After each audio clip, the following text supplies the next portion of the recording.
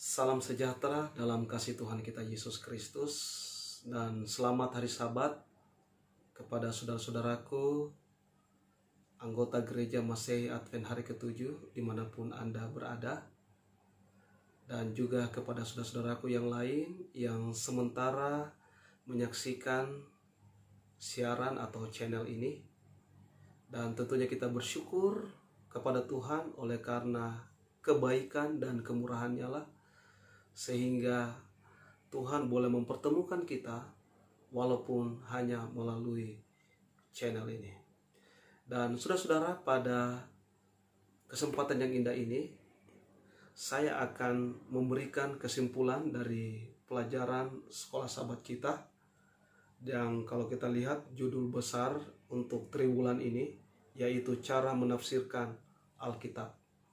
Dan pada pekan ini, yaitu pada pelajaran yang ketiga, kita akan membahas tentang pandangan Yesus dan para rasul terhadap Alkitab. Nah, tentunya kita berharap melalui kesimpulan ini kita boleh saling berbagi, dan saudara-saudara di rumah juga, saya percaya saudara juga boleh memberikan kesimpulan sesuai apa yang saudara pahami. Dan tentunya saudara juga boleh mengambil pelajaran atau hal-hal yang penting yang bisa kita aplikasikan dalam kehidupan kita. Nah, sebelum kita lanjutkan dengan kesimpulan saya ingin mengajak kita tunduk kepala dan kita berdoa.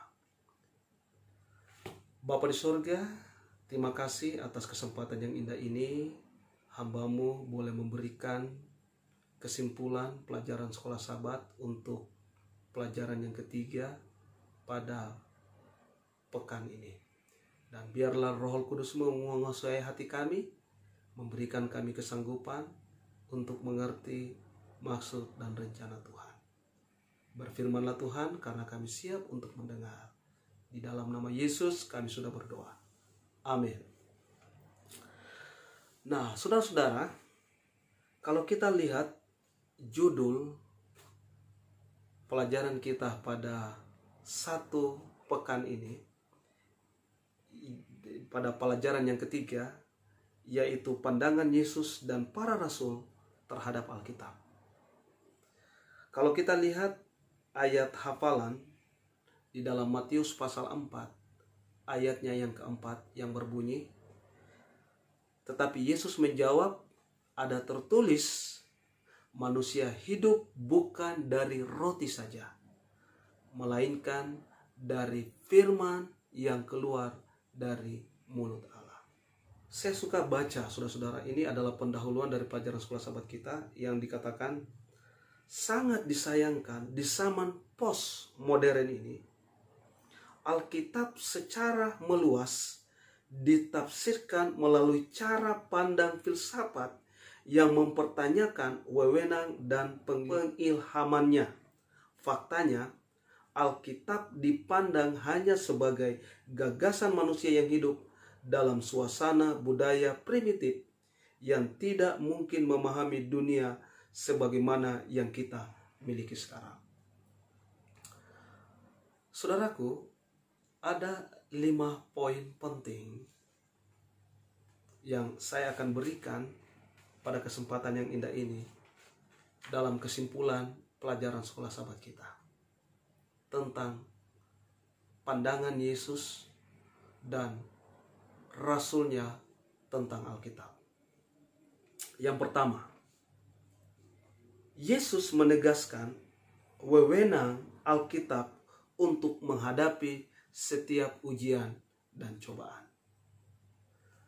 Kalau saudara lihat di dalam Matius pasal 4 ayat 1 sampai ayatnya yang ke-11, saudara bisa membaca cerita dari perikop ini, bagaimana Roh Tuhan membawa Yesus ke padang belantara. Lalu kemudian ketika ia berpuasa 40 hari 40 malam, datanglah iblis dan mencobainya. Dan saudara, apa yang kita dapati? Yang kita dapati adalah Yesus di dalam pencobaan itu, ia menggunakan isi dari firman Allah itu sendiri melalui kitab yang ada di dalam perjanjian lama. Yesus berkata ada tertulis. Itu berarti kalau secara tersirat kita bisa dapati di sini bahwa Yesus senang mempelajari Alkitab. Yesus mengerti akan kitab dalam perjanjian lama.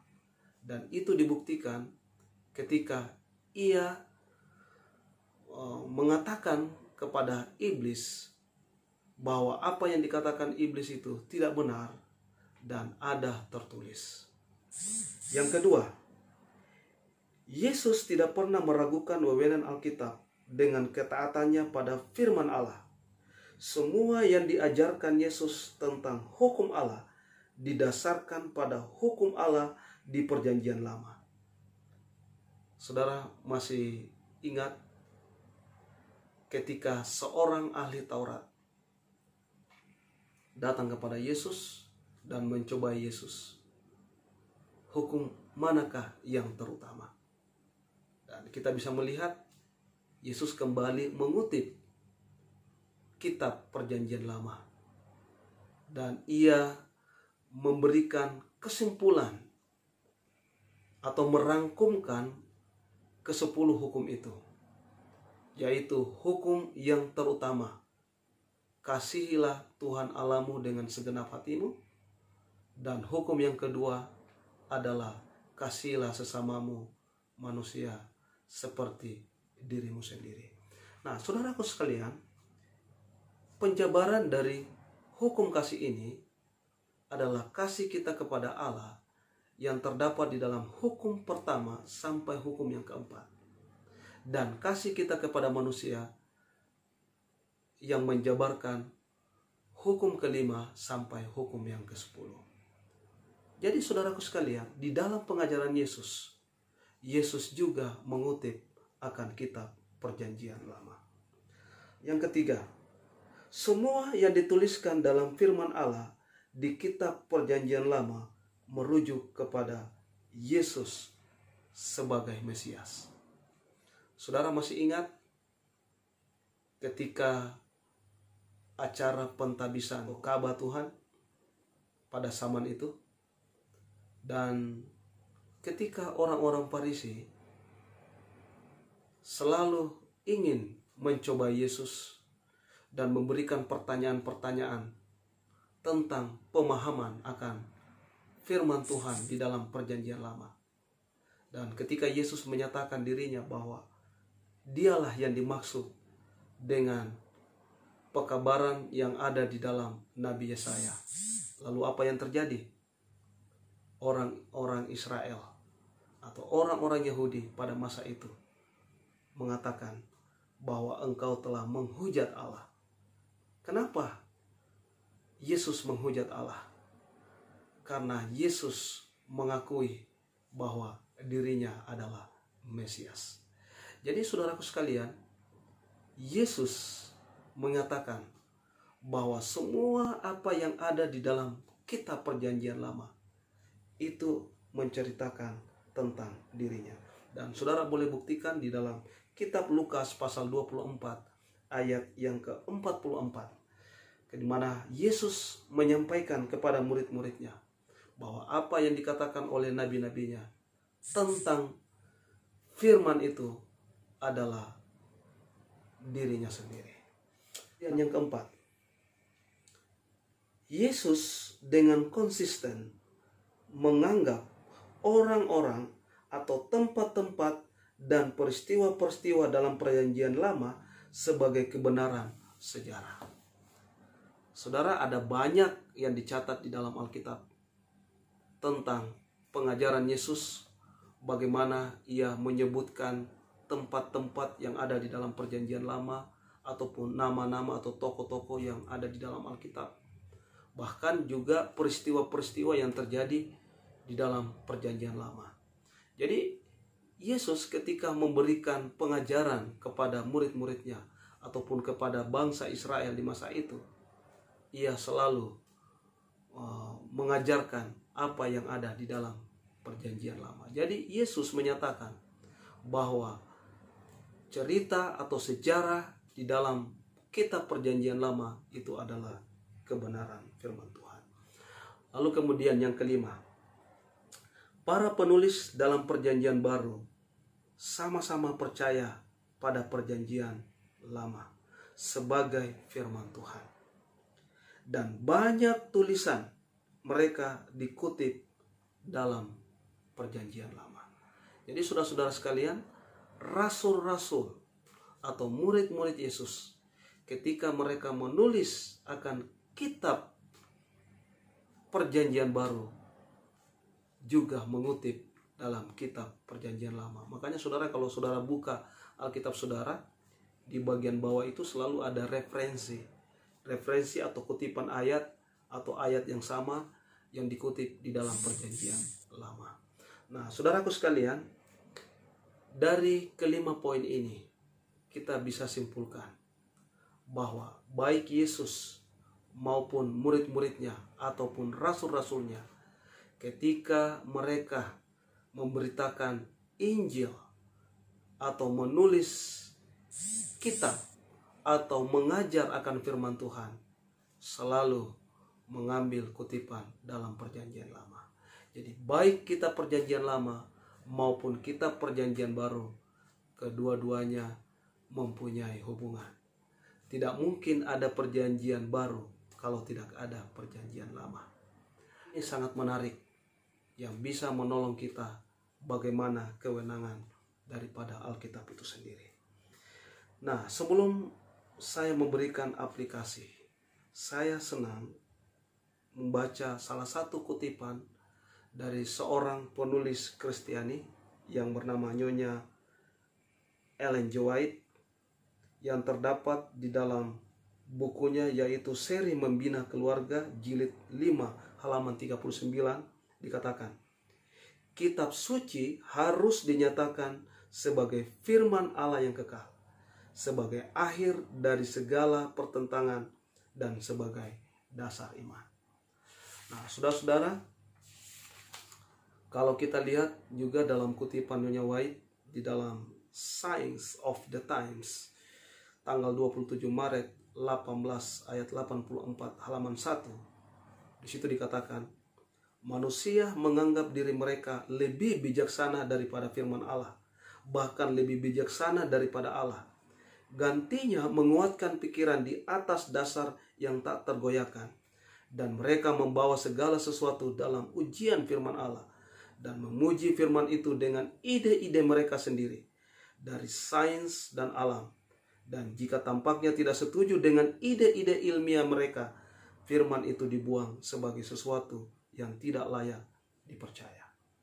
Nah, bagi saya secara pribadi, saudara-saudara, saya meyakini bahwa baik perjanjian lama maupun perjanjian baru adalah firman Tuhan, dan itu adalah kebenaran.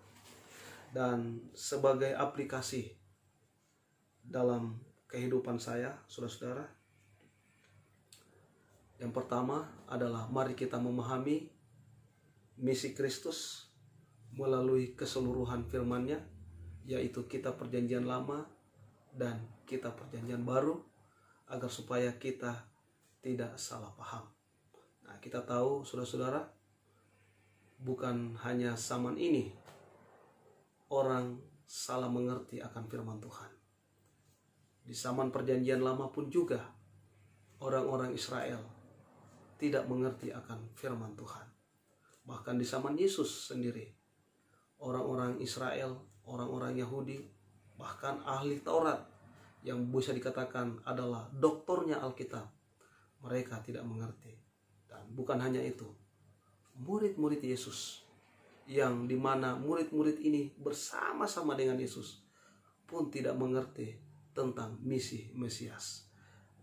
Mereka berpikir bahwa saat itu Yesus akan menjadi raja dan melepaskan mereka dari jajahan Roma, sehingga mereka tidak mengerti apa yang dikatakan oleh Yesus. nanti ketika Yesus mati dan bangkit dan naik ke surga, barulah mereka mengerti. Dan aplikasi yang kedua, saudara-saudara, ketika kita mengerti dan memahami Alkitab ini adalah kebenaran Allah, maka saya percaya saudara dan saya akan tetap setia kepada Tuhan, berdiri kokoh, sekalipun kita harus mengorbankan nyawa kita untuk tetap mempertahankan akan kebenaran firman Tuhan ini. Kiranya melalui kesimpulan ini dapat menolong saya secara pribadi, dan juga mungkin bagi saudara-saudara. Mari kita yakini bahwa Alkitab yang terdiri dari 66 buku adalah firman Tuhan yang hidup, yang dapat menghidupkan kita, yang dapat menolong kita untuk mengerti dan memahami maksud dan rencana Tuhan dalam kehidupan kita. Kiranya Tuhan memberkati saudara dan saya. Saya bawa dalam nama Yesus. Amin. Mari kita tunduk kepala, kita berdoa. Bapa di sorga, kami berterima kasih untuk kesempatan yang indah ini. Kami boleh mempelajari akan firman-Mu melalui buku Sekolah Sabat. Dan biarlah Roh Kudus-Mu menguasai hati kami, agar supaya kami boleh mengerti rencana Tuhan dalam kehidupan kami. Ampuni kami orang berdosa. Inilah doa dan permohonan kami. Di dalam nama Yesus kami sudah berdoa.